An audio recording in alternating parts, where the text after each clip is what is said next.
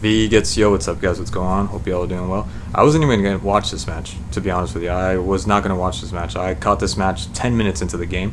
I think it was like right when Sabitzer scored the first goal, and I just thought Man United were gonna wrap this up easily, and it just didn't feel like an important match to me. I know it's the quarterfinals; it is an important match, but it just seemed like a match that Sevilla weren't going to be that much of a challenge for Man United, especially in Old Trafford. I was kind of just hoping for maybe the inevitable Juventus versus Manchester United. But I'm happy I caught this match.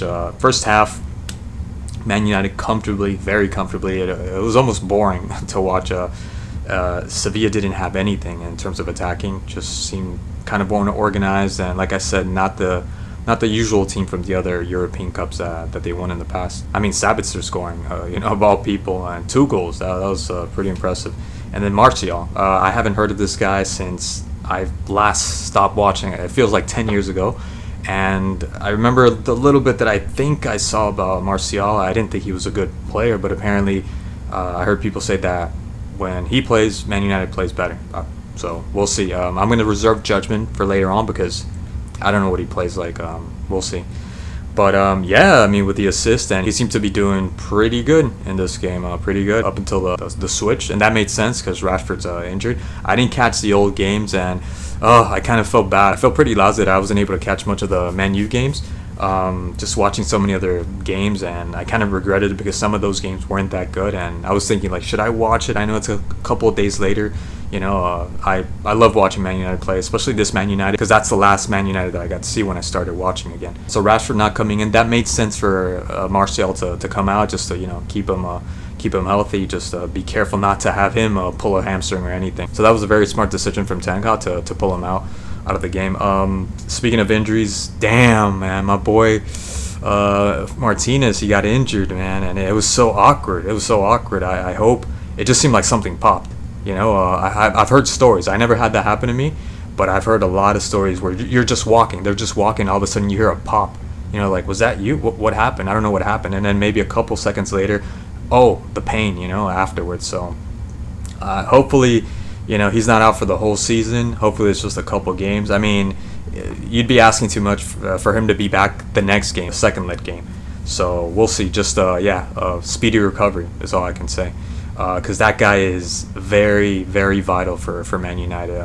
Such a warrior. I heard a lot. Again, when I saw him, I remember just not being too sure of him. Not because of his height. Nothing to do with his height. He seemed too aggressive. A little too high-strung. Just seemed the kind of player that would get booked really early. He seemed very ill-tempered, very tetchy. He just seemed more of a liability than anything at the beginning, and then he just proved that he was very crucial to that back line. I don't know what happened with that Malacia, with that goal. I think he just fell asleep. He didn't think that nobody was behind him. I doubt he underestimated Navas. Navas is just known for crossing that ball every single time he gets to the byline. Horrific to see him make such a mistake, and then the way in which the goal came, it wasn't even like someone that just tapped it in. It was off of him and then De Gea, it was a double ricochet there. Very, very unfortunate for Man U and Malacia. That error just changed the whole game. And then right afterwards, my attention it grabbed my attention. My little ears kind of perked up, and I said, hold on a second.